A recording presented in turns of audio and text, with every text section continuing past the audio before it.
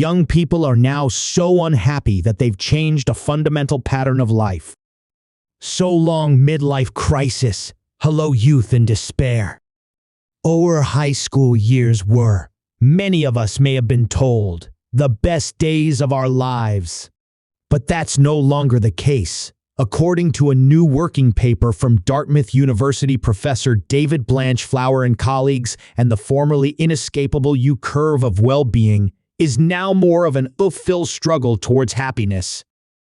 There is a literature of at least 600 published papers suggesting that happiness is U-shaped in age, and conversely, that unhappiness is hump-shaped in age, Blanchflower wrote last month in an article regarding the findings. Across a variety of datasets and measures, the finding of a midlife low has been consistently replicated. But not anymore, he continued. Now, young adults, on average, are the least happy people.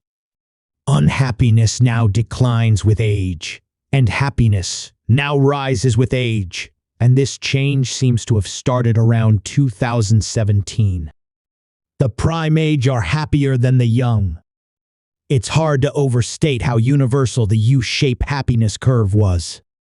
It had been evidenced in just about every human society tested, from advanced and wealthy countries to developing nations. It was seen in the English-speaking and non-English-speaking world, in places with high and low life expectancies, high and low levels of democracy, irrespective of average earnings or GDP or Gini ratio.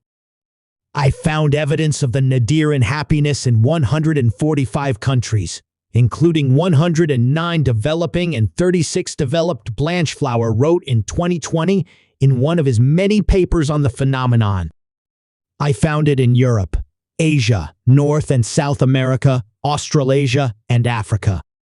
I have a well-being U-shape for every one of the 35 member countries of the OECD. I have it for 138/193 member countries of the United Nations. So fundamental is the U-shaped pattern that you don't even need to restrict yourself to human societies. To see it, the trend has even been seen in populations of great apes. It appeared, an inescapable part of being not just human, but hominin, to be destined, seemingly by biology, to be happy when we're young and old and grumpiest in the middle. Until now. Thanks to an unprecedented downturn in the well-being of young people, the U-shaped happiness curve is now closer to a straight line, with life satisfaction highest at the end and lowest at the beginning of adulthood. It sort of shocked us, Blanchflower said in a lecture on his findings earlier this year. All of a sudden, we started to actually observe something going on, which was a rapid decline in the well-being of young people, particularly for young women, but the trends for young men were the same. There were changes in the data that we really had never seen before, he added. Today, he explained, around 1 in 9 young women in America report every day of their lives as being a bad mental health day. For young men, the figure is lower, but at around 1 in 14, it's still very concerning. The team found huge rises in young people visiting mental health services, being hospitalized for self-harm, and even attempting suicide.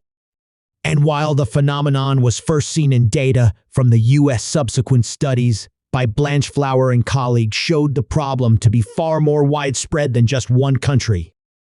So far, in fact, this new negative relationship has been found in more than 80 countries across the world, from Australia to Zimbabwe. I have exactly the same pattern in 43 countries that I've looked at already, Blanchflower said. This is kind of scary. We should have been doing something about this years ago. So what's behind the global downturn in youth happiness? Here's the kicker. We don't know. None of the easy answers seem to fit.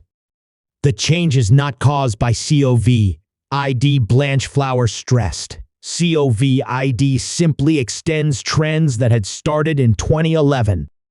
It's probably not the labor market either. since well-being in the young seems to start decreasing right around the time the job market picked up. What you need here is something that starts around 2014 or so, is global, and disproportionately impacts the young, especially young women, Blanchflower told Scientific American. Anybody that comes up with an explanation has got to have something that fits that. Other than cell phones, I don't have anything. The paper, which has not been peer-reviewed, is available on the SSRN server. If you or someone you know is struggling, help and support are available in the U.S. at the National Suicide Prevention Lifeline on 1-800-273-8255. In the UK and Ireland, the Samaritans can be contacted on 116-123. International helplines can be found at suicidestop.com.